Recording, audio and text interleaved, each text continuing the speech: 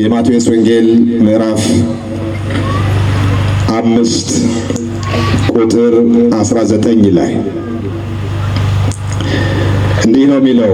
ከፍ ብለን ስናይ እንግዲህ እንደ ጥበበኞች እንጂ ጥበብ እንደሌላቸው ሳይሆን እንድትመላለሱ በጥንቃቄ ተጠበቁ። ቀኖቹ ክፉዎች ናቸውና ዘመኑን ዋጁ።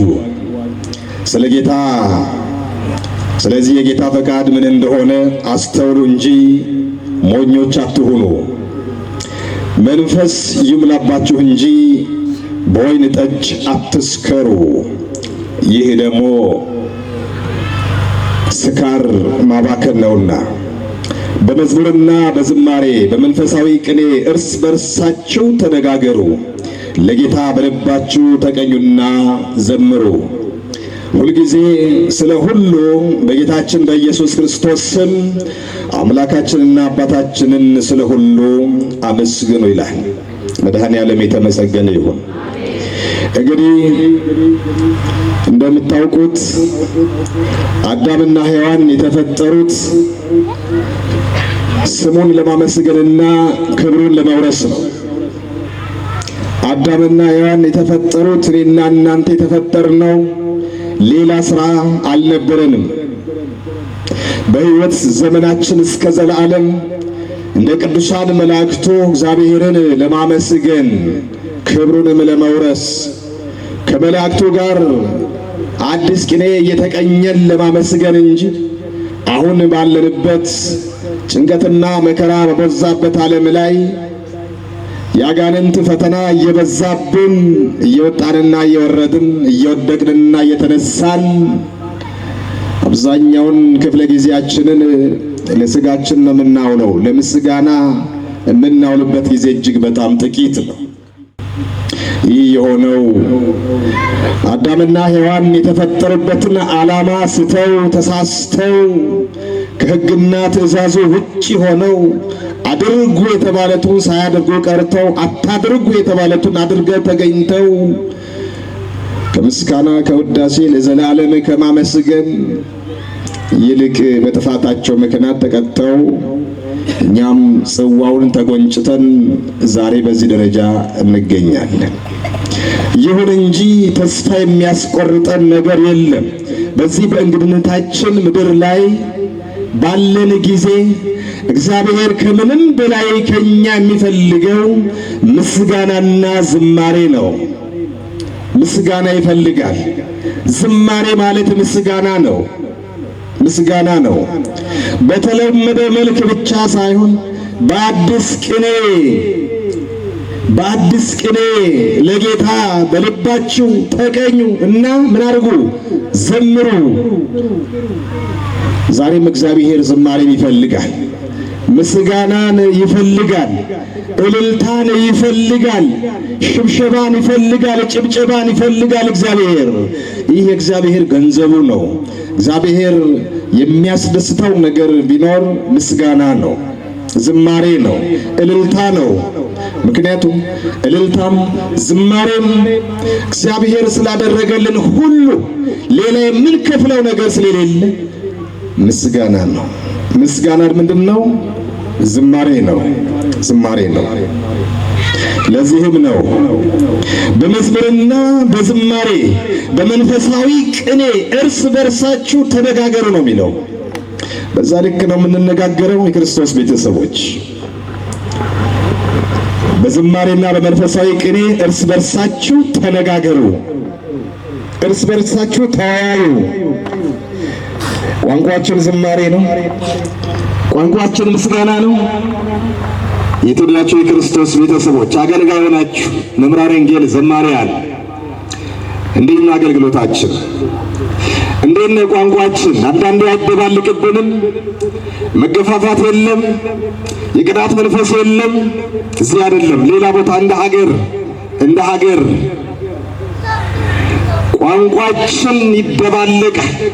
የቅናት መንፈስ አንዱ ሲወጣ ሌላውን እግሩን ጎትቶ ለማውረድ አይሆንም። እሱ አይደለም።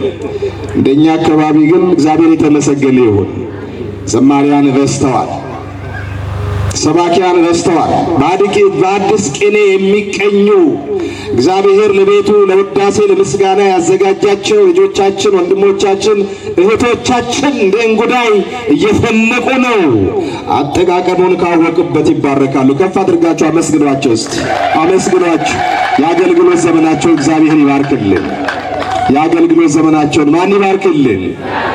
ማን ይባርክልን? እግዚአብሔር ይባርክልን። አሁን ቋንቋችን ንግግራችን ሁሉ ዝማሬ ነው የሚሆነው። መንፈሳዊ ዝማሬ ነው። የልምድ ልውውጥ ነው። መደጋገፍ ነው። መረዳዳት ነው። ለእግዚአብሔር በቂ አይደለም። ሺህም ብንሆን እልፍም ብንሆን ሚሊዮንም ዘማሪያን ብንሆን ምን ያህል ብንሰበሰብ ለእግዚአብሔር በቂ ነው እንዴ? በቂ ነው ወይ? ገና ነው። ዝማሬ ገና ነው። ምስጋና ገና ነው። እልልታ ገና ነው። ሽብሸባ ገና ነው። እግዚአብሔር ሁሉም የሰው ዘር እንዲያመሰግነው ይፈልጋል። እልል እንዲል ይፈልጋል። እንዲያጨበጭብ ይፈልጋል። ሁለት ሶስት ሆነው መድረክ ላይ ሲዘምሩ ሌላው ታዛቢ የሚሆንበት ምክንያት የለም። ምዕመናን ሰነፎች ነን እኛ። እኔና እናንተ ሰነፎች ነን።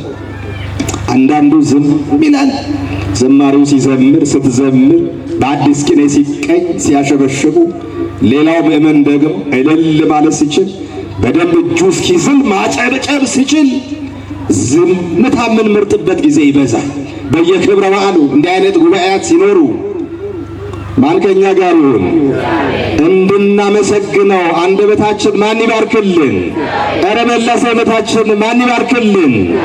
ንጉሡ ዳዊት እንደምታውቁትና እንደሰማችሁት እግዚአብሔርን ለማመስገን ንጉሥ ሆኖ ፕሮቶኮል አልጠበቅም። ፕሮቶኮል የሚባል ነገር የለም። በሀብት ብዛት፣ በእውቀት ብዛት፣ በሆነ ነገር ብዛት የራስ ፕሮቶኮል ጠብቆ ላለመዘመር፣ ላለማመስገን፣ ላለማጨብጨብ፣ ላለማለት ራሳቸውን ሴቭ የሚያደርጉ ሰዎች አሉ። ማን ልቦና ይስጣቸው። ቅዱስ ዳዊት ግን ንጉሥ ሆኖ መልኮን እስክትሳለቅበት ድረስ እስክትስበት ድረስ እስክትነቃው ድረስ ጨርቁን ካባውን ጥሎ ነበረ ለእግዚአብሔር ሲዘምር ሲዘል ነበረው። እኔና እናንተ እንደዚያ ነው። ሁሉም በችሎታው በክህሎቱ ይዘምር አይደል የተባለው? አዎ፣ ሰብህዎ በምኑ በክህሎቱ ነው ባለው በችሎታው።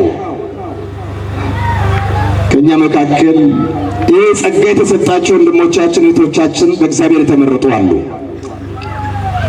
ሌሎቻችን ደግሞ ለሁሉም በጋራ የተሰጠን ጸጋ አለ። እሱ ምንድነው?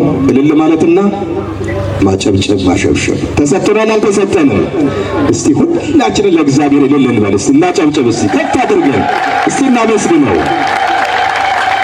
አዎ ይሄ ተሰጥቶናል። ይሄ የጋራ ነው። ከዛ ውጭ ደግሞ ጸጋ የተለያየን እንመጣበታለን። እግዚአብሔር ከሁላችን ጋር ይሁን።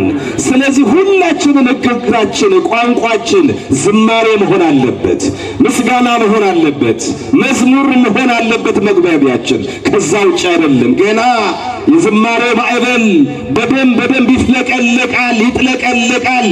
ኦርቶዶክሳዊ ዘማሪያን ይበዛሉ፣ ይሰፋሉ። የማን ፈቃድ ይሁን? አሜን። ከፍ አድርጋችሁ አመስግኑ። አሜን ይሁንልን።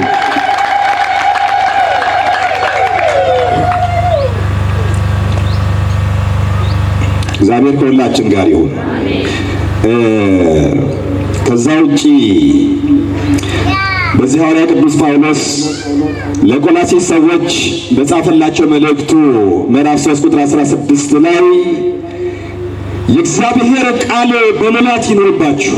በሙላት ቁንጽል የሆነ ነገር አይደለም። የእግዚአብሔር ቃል በሙላት ይኖርባችሁ፣ በጥበብ ሁሉ እርስ በርሳችሁ አስተምሩና ገስጹ፣ በመዝሙርና በዝማሬ በመንፈሳዊ ቅኔ በጸጋው በልባችሁ ለእግዚአብሔር ዘምሩ ነው የሚለን። እግዚአብሔርን የእግዚአብሔር ቃል በሙላት ይኖርባችሁ። ቁንጽል ነገር አይደለም። አንዳንዴ ለወንድሞችም ለእህቶችም ለዘማሪያን ለዚህ አገልግሎት ለተመረጣችሁ መጽሐፍ ቅዱስን እንደሚነግረን የእግዚአብሔር ቃል በሙላት ለዝማሬ ሙሉነት ያስፈልጋል። አንዱ ነጠላ ዜና ወይም ዜማ አውጥቶ መሸሽ አያስፈልግም። ፈተናዎች አሉ፣ ችግሮች ይኖራሉ። የገንዘብ እጥረት ሊኖር ይችላል፣ ብዙ ነገር ሊኖር ይችላል። ከነካነው አቅስሎ መተው አይቻልም፣ አቅስሎ ማድማት አይቻልም። እስከ ጥግ ነው እንጂ እስከ ዳዊት እንደነ ዳዊት ነው እንጂ እንደ ትልቅ ዘማሪያን በሀገራችንም እንደነ ዘማሪ ቴዎድሮስ እንደነ ምርትነሽ ሌሎችም አሉ አይደል? እንደነሱ በዓለም ታዋቂ እስከመሆን ዓለምን ዞሮ በዝማሬ እስከማገልገል ድረስ መድረስ ይቻላል። ይቻላል አይቻልም? ይቻላል አይቻልም? ከዛ ውጭ ያለ መረካካት ነው። ስሜታዊ ሆነን በስሜት ነካ አድርገን መተው ሳይሆን እስከ ጥግ መሄድ ያስፈልጋል። ከስር ያላቸው ወጣቶችም ሲሆን የማይቻል ከሆነ ያለመጀመር ከተጀመረ ደግሞ እስከ ግብ መሄድ ያስፈልጋል። ለዚያ ነው የእግዚአብሔር ቃል በሙላት ይኖርባችሁ።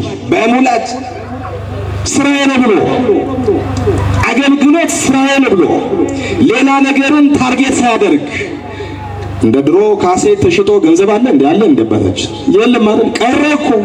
ገና እዚሁ ወንድማችን መንፈሳዊ ወጣት ይኮነን ዘማሪ ይኮነን እዚህ ሳይዘምር አውደ ምሕረት ላይ ሳይወጣ ድምፁ ለዓለም ይደርሳል። ጊዜው እንዲህ ሆኗል። የድሮቹ ተጠቅመው አልፈዋል። ጥሩ ነው። ካሴት ይሸጥ ነበር፣ ቴፕ ነበር፣ ሌላም አሁን ሚሞሪም እንኳን የለም። ምን ሆነ? ቀጥታውኑ በሶሻል ሚዲያ ላይ በበይነ መረብ ላይ ይለቀቃል። በቃ ይሄዳል፣ ለዓለም ይሰራጫል። ስለዚህ አሁን በእንተ ጽድቅ ነው እንጂ ለነፍሴ ብላችሁ እንጂ ለገንዘብ ብላችሁ እንዳይደለ ይታወቃል። ሌሎቻችሁ በተመሳሳይ ለዚህ ስለዚህ ከስር ያላችሁ ወጣቶችን በተመሳሳይ እንደው ለመጀመሪያ ያህል በስሜት እንዳይሆን ጥንቃቄ ማድረግ ያስፈልጋል። የእግዚአብሔር ቃል በሙላት ይኑርባችሁ። ሙሉ በሙሉ ዘማሪያን፣ ሙሉ በሙሉ ሰባኪያን፣ ከተቻለ ዲያቆን ከሆነ ዲያቆን እስከ ቅስና ድረስ እስከ ምንኩስና ድረስ ይሄ ነው እግዚአብሔር ቃል በሙላት ይኖርባችሁ ሲል አትነካኩት፣ ነካክታችሁ አታቅሱት። በሙላትና በምልአት ይኑር፣ አገልግሉ። በዚህ አገልግሎት ስራዬ ነው በሉ። ዘማሪ ቴዎድሮስ ሌላ ስራ የለውም። አገልግሎትም ዝም ሌሎች ከስር በርካቶች አሉ። ነብርትነሽ ልጆች እናት ሆነው ሰሞኑ ሆሳና ዘማን እንደዛ መሰለኝ ያለች ሆሳና ሳትመጣ አትቀር። ምናልባት ከመጣች ሲሰዩት ሌሎች ዓለምን ይዞራሉ። እድሎች ደግሞ አሉ፣ እድሎች አሉ። ዋናው የጽናት ጉዳይ ነው። ማን ያበርታልን? ልጆቻችን፣ ወንድሞቻችን፣ እህቶቻችን ማን ያበርታልን? እግዚአብሔር ያበርታልን። በእውነት እግዚአብሔር ቃል በሙላት እንዲኖርባችሁ መድኃኒዓለም ይፍቀድላችሁ። ምንም መሰላቸት አያስፈልግ። ይሄ የሚከፈል ዋጋ ሁሉ ተከፍሎ እስከ ጥግ መሄድ ያስፈልጋል የሚለውን ነገር በደንብ መያዝ ያስፈልጋል። በጥበብ ሁሉ እርስ በርሳችሁ አስተምሩና ገስጹ። አስተምሩና ገስጹ። ብሳጼ አንወድም፣ አንነካካም፣ ተከባብረን መኖረው የፈለገ ነገር ይጥፋ ምንም ይሁን አይደለም። እርስ በርሳችሁ አንዱ አንዱን ይገስጸዋል፣ አንዱን ያስተምራል። ግሳጼ ማለት መንፈሳዊ ምክር ማለት ነው። መንፈሳዊ ምክር ማለት ሌላ ነገር አይደለም። ለዚህ ነው እርስ በርሳችሁ አስተምሩ፣ አንዱን ይገስጸው። ተመካከሩ፣ ተወያዩ፣ ተነጋገሩ፣ ተረዳዱ፣ ተደጋገፉ ነው የሚለን። ዝቦት አልፎ ስታዩ ስናይ እኛ አካባቢ የጎላ ነገር የለም። መገፋፋት፣ እንደዚህ አይነት ነገር ይሄ ቅናት መንፈስ የማን መንፈስ ነው? የሰይጣን መንፈስ ነው። ሰይጣንን ማን ያርቅልን? የመተቻቸት መንፈስ፣ የቅናት መንፈስ፣ አንዱን ለመጣል የሚያደርገው ትግል፣ ጥረት ይህ ሰይጣናዊ አስተሳሰብ ነውና እንዲህ አይነት ነገር የለም። ዘማሪው ሲያጠፋ ንገረው፣ ገስጸው፣ አስተምረው። እሱን በተመሳሳይ አንቺም በተመሳሳይ መመካከር ያስፈልጋል፣ መረዳዳት ያስፈልጋል። በመዝሙርና በዝማሬ መንፈሳዊ ቅኔ በጸጋ በልባችሁ ለእግዚአብሔር ዘምሩ። በቃ አሁን ገንዘብ የለም። በግልጽ መታወቅ ካለበት ካሴት ተሽጦ፣ ሚሞሪ ተሽጦ፣ ዝማሬ ተሽጦ ተለውጦ ምንም ነገር የለም። የተዋጣለት ከሆነ የተጨበጨበለት ከሆነ የተሻለ ከሆነ በእነ ዩቲዩብ ላይ እነዚህ አይነት ሶሻል ሚዲያዎች ላይ ይዘዋወራል። ጎበዝ ዘማሪ ጎበዝ፣ እዛ ጋር ደግሞ ሶሻል ሚዲያ ላይ በደንብ አክቲቭ ከሆነች እዛ አካባቢ የሆነ ነገር አይጠፋም። እየተግባባ ልክ ነው አይደል? እዛ አካባቢ የሆነ ነገር አይተ ብርታትን ይጠይቃል፣ ጥረትን ይጠይቃል፣ ትዕግስትን ይጠይቃል፣ ዋጋ ያስከፍላል። ከታወቀ ደግሞ የለም እንዳይዘጋበት ሶሻል ሚዲያ ከተዘጋበት ደግሞ ተዘጋ ነው። ብዙዎች በዚህ ትርፋማ ይሆናል። በሁለቱም በኩል አንደኛ ዝማሬያቸው ለዓለም ይደርሳል፣ ሰዎች ይጠቀማሉ፣ እግዚአብሔርን ያመሰግናል። ሁለተኛ ለዘማሪው ደግሞ ተጨማሪ ሌላ ካሴት ወይም ሌላ ዝማሬ የሚያሳትምበት እድል ያገኛል ማለት ነው።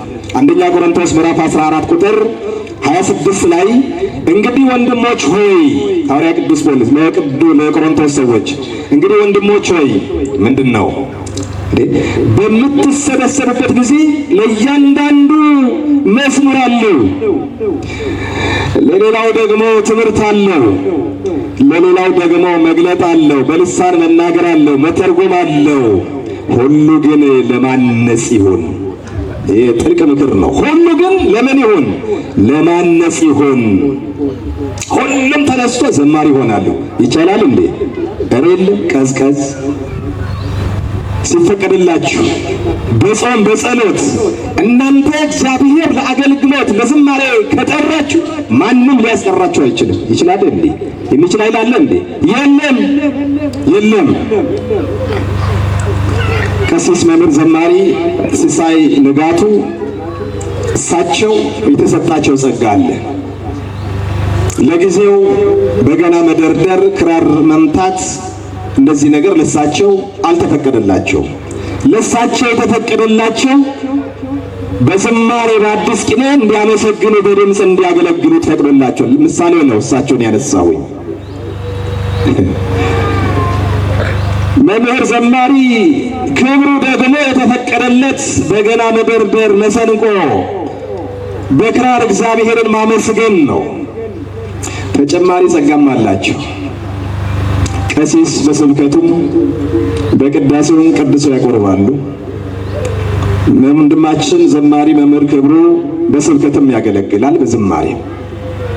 ሁሉም ዘማሪ አይሆንም፣ ሁሉም ሰባኪ አይሆንም። እንዴ ወጣቶች መበርታት ያስፈልጋል። ጸጋ ይለያያል አይደል ያለው? ጸጋ ይለያያል። ጸጋችንን ማወቅ እኮ ነው። በስሜት መነዳት የለብንም። ሳይፈቀድ እንዴ እሱ ስለዘመረ እሷ ስለዘመረች ዛሬ ይኩነኒ አይቶ ካሴቱን አስመርቆ አልበሙን አስመርቆ ነገ ደግሞ ሌላው ከሆነልህ እሳየው ቀጥል። በጸሎት የጸሎቱ ውጤት ከሆነ የጸሎትሽ ውጤት ከሆነ ከተፈቀደልሽ ከተፈቀደልህ ጸጋው አለ ወይ? ጸጋው ድምፅ፣ ግጥም፣ ዜማ፣ ሌሎች መሟላት ያለባቸው ጉዳዮች አሉ። ይሄ ከተሟላ እግዚአብሔር ከፈቀደ በጸሎት ከጠየቅነው መንፈስ ቅዱስ ራሱ ያበረታተናል። ካልሆነ ወደሚሻለን ወደ ተፈቀደልን ጸጋ ነው መሄድ ያለብን።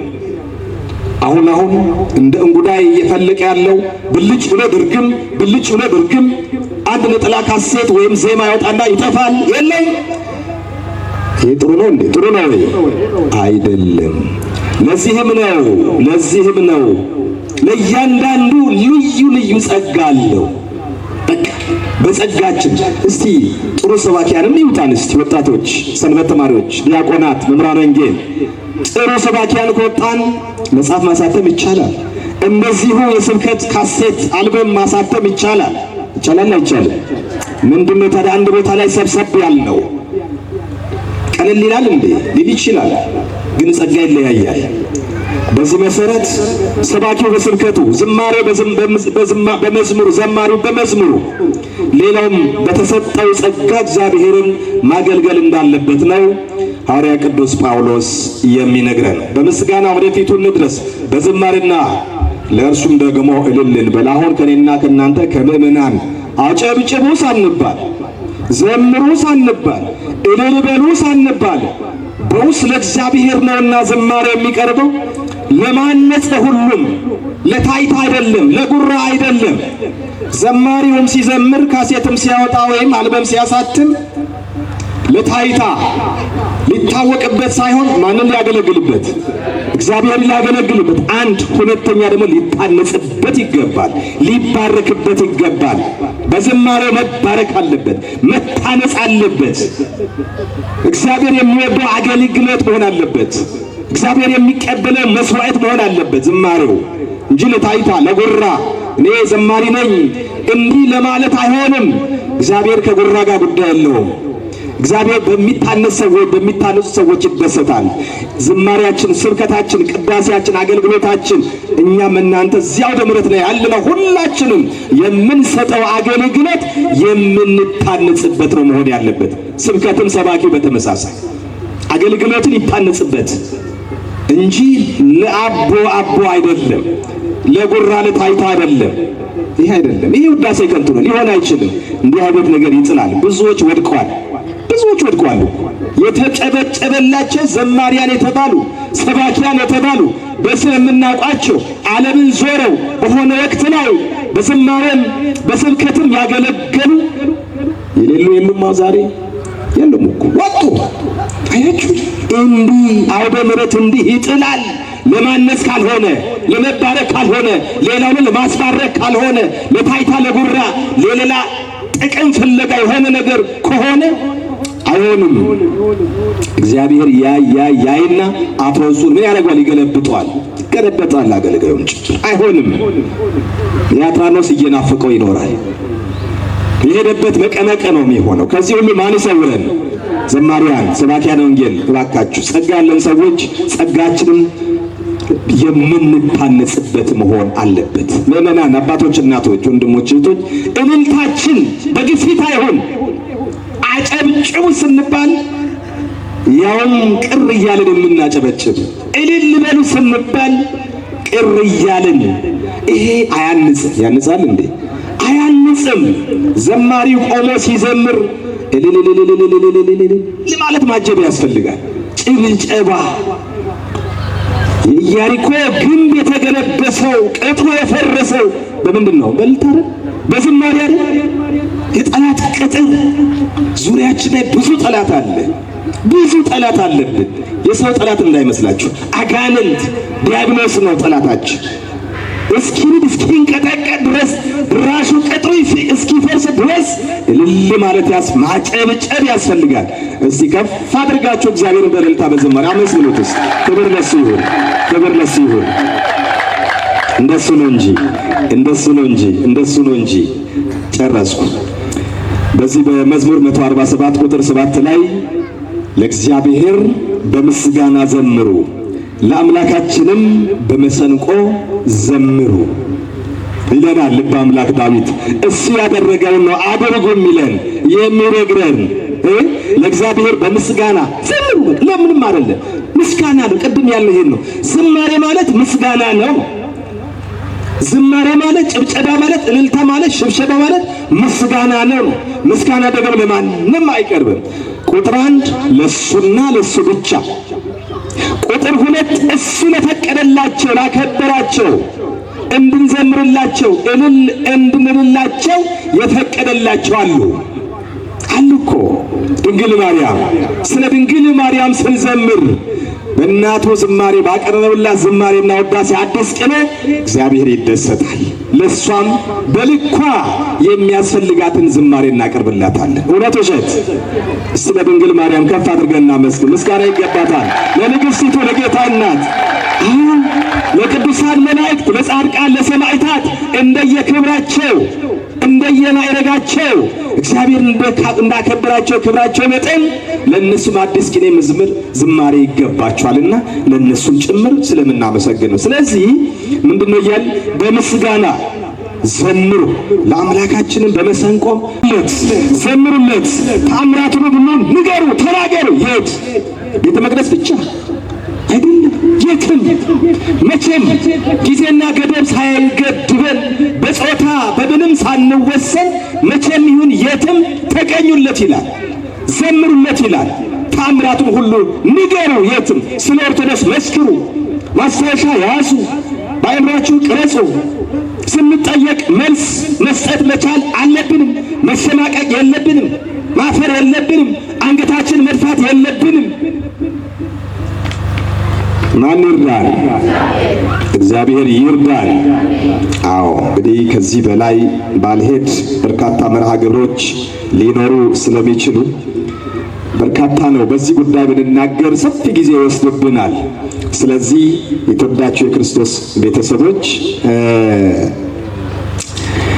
በመዝሙርና በዝማሬ በመንፈሳዊ ቅኔ እርስ በርሳችሁ ተነጋገሩ፣ ለጌታም በልባችሁ ተቀኙና ዘምሩ። በልባችሁ ተቀኙ። በልባችሁ ዝማሬ የሚወጣው ከየትም አይደለም፣ ከልብ ነው የሚመነጨው። ገጣሚ ሲገጥም ዝም ብሎ አይደለም፣ ቁጭ ይላል፣ ሕሊናውን ያዘጋጃል፣ ልቦናውን ያዘጋጃል። ብዕርና ደብተር ማስታወሻ ብቻ አይደለም፣ መጀመሪያ የራስ ዝግጅት ያስፈልጋል። ያጎታል፣ ዘማሪያኑ ያጎታል፣ ዘማሪያኑ በደንብ ያጎታል። ሁለመና ይዘጋጃል፣ ጊዜ ይዘጋጃል፣ ቦታ ይዘጋጃል፣ አይምሮ ይዘጋጃል፣ ልብ ይዘጋጃል፣ ሙሉ ሰውነት ይዘጋጃል። ስለማን ስለምንቀኝ? ስለማን? ስለ እግዚአብሔር ስለምንቀኝ በስሙ ልንዘምር መግጠም ስላለብን።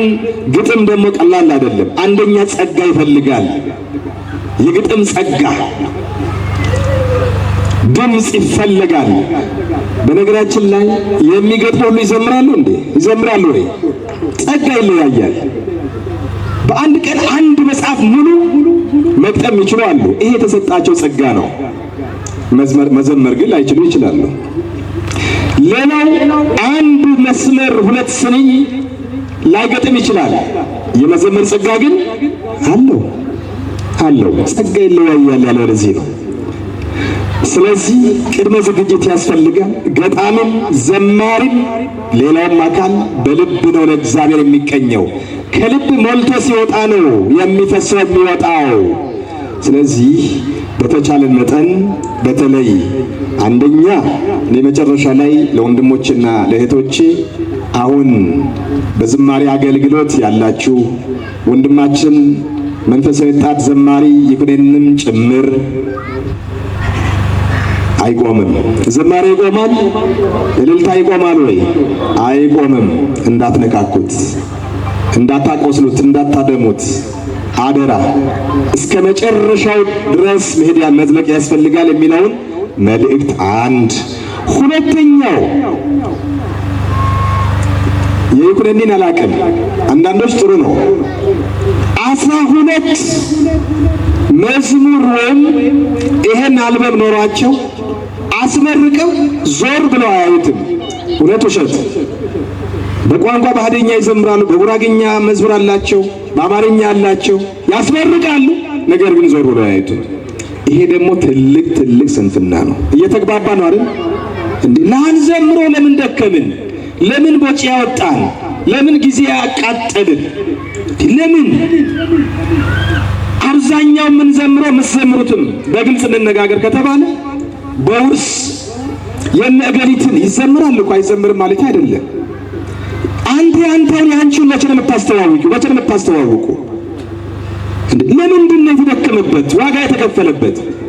ለአንድ አውደ ምሕረት ብቻ ለማስመረቅ ብቻ እገሌ መዝሙር አወጣ አስመረቀች አስመረቀ ለማለት ብቻ ነው? አይቻልም። መድረክ ጠይቅ፣ ጉባኤ ይኑር፣ ፕሮግራም ማስያዝ ነው። አንተ ካመንክበት ያንተ ዝማሬ በዓለም ይደመጣል። እውነት ውሸት? ይደመጣል። ያንቺ ዝማሬ ይደመጣል። ተጠቅልለው የት እንዳለ ከተወሰነ ጊዜ በኋላ ግጥሙን ትረሱታላችሁ፣ ዜማውን ትረሱታላችሁ። የስቴጅ ይሄ ብክነት ነው። በእውነት እግዚአብሔር ይርዳችሁ። ምናልባት እንዲህ አይነት ህይወት ካለብን ብዬ ነው። እዚህ አካባቢ አስተዋውቁ። በደንብ አድርጋችሁ እንግት አድርጋችሁ ዘምሩ። በለቅሶ ስፍራ ላይ ዘምሩ፣ ሰርግ ቤት ላይ ዘምሩ፣ በክብረ በዓላት ላይ ዘምሩ፣ የትም ዘምሩ። ሰፈር፣ መንደር፣ በመንደር ጉባኤ፣ በመንደር ፕሮግራም ዘምሩ፣ የትም ዘምሩ፣ መቼም ዘምሩ። አስተዋውቁ። እናንተ በደንብ አድርጋችሁ ተለማመዱት። ከስሜት ነፃ መሆን ያስፈልጋል። ማስላት ያስፈልጋል። ይሄ ነው አንድ መነካካት ያልኳችሁ። ማን ይርዳን? ማን ያግዘን? በእውነት እንዳንተዛዘብ። እኔ አሁን ካሁን በኋላ ያው በዚህ ወረዳ ቤተ ክህነት ውስጥ እስካለን ድረስ ፈቃድ ይጠየቃል። መዝሙር ሲወጣ መዝሙር የሚያሳትም ሰው ፈቃድ ይጠይቃል። የምትጠይቁት ፈቃድ እንደው ቅድም እንዳልኩኝ ጀምራችሁ የምታዩት ሳይሆን እስከ መጨረሻው እስከ ዓለም ጥግና ጫፍ የሚደመጥ የሚሰማ መዝሙር እንዲሆን እንጂ ነካክቶ ለመተው እንዳልሆነ በደንብ ታውቆ ከአሁን በኋላ ከዚህም በፊት ካሴት ያሳተማችሁ ያስመረቃችሁ ወንድሞቻችን እህቶቻችሁ ከአሁን በኋላ በተለያዩ መድረኮች ዝማሬያችሁን እንፈልገዋለን፣ ማድመጥ እንፈልጋለን፣ መስፋት እንፈልጋለን። ግልጽ ነው አይደል? አባታችን ልክ ነው። አዎ ወንድሞቼ እንደምትረዱኝ ተስፋ አደርጋለሁ። ትረዱኛላችሁ፣ ትረዱኝም አላችሁ። እንዳንተዛዘብ ችግር የለም። በቃ ድምጽ ምንም ይሁን ዘምር። አንተ እግዚአብሔር ይቀበለዋል፣ እሱ ይቀበላል፣ መድኃኒዓለም ይቀበለዋል። ዘምር ዘምር። ድምጼ እንዲህ ነው እንደዚህ በሆን አይሆንም። በምንም ታምር ቤትም መድረክ እንዳንተዛዘብ። ማን ይርዳል? እርስ በርሳችሁ ተነጋገሩ፣ ለጌታም በልባችሁ ተቀኙና ዘምሩ። ያስተማረን የመከረን የገሰጸን የአባቶቻችን አምላክ ልዑል እግዚአብሔር ስሙ ለዘላለም የተመሰገነ ይሁን። በሕይወት ዘመናችን ዕድሜ ልካችን የትም መቼም እየዘመርን ፈጣሪያችንን እያመሰገንን እየተባረክን በመጨረሻይቱም ተስፋይቱን ሀገር ወርሰን ለዘላለም ከቅዱሳን መላእክት ጋር እንድንዘምር መድኃኔዓለም ይፍቀድልን።